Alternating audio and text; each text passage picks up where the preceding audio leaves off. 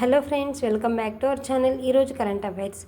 కేరళ భారతదేశంలో మొట్టమొదటి డిజిటల్ సంపూర్ణ అక్షరాస్యత సాధించిన రాష్ట్రంగా గుర్తింపు పొందింది. భారతదేశంలో గోల్డ్, కాపర్ అన్వేషణలో ప్రవేశించిన తొలి బొగ్గు ప్రభుత్వ రంగ సంస్థ సింగరేణి.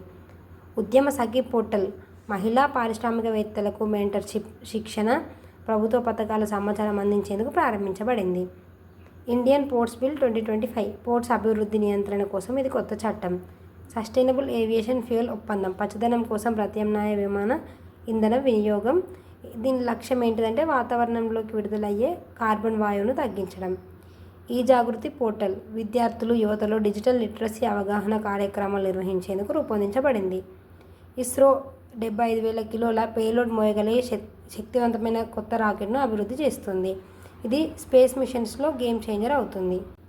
రుబెల్లా వ్యాధిని పూర్తిగా నిర్మూలించిన దేశంగా నేపాల్ నిలిచింది.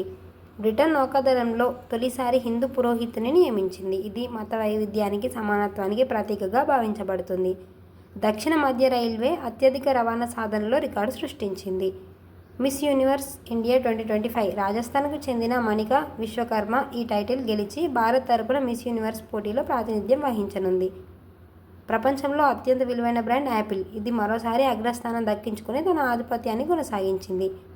జాతీయ పునరుత్పాదక శక్తి దినోత్సవం 2025 ఆగస్టు 20న దేశవ్యాప్తంగా పునరుత్పాదక శక్తి ప్రాముఖ్యతను గుర్తు చేస్తూ అవగాహన కార్యక్రమాలు జరిగాయి.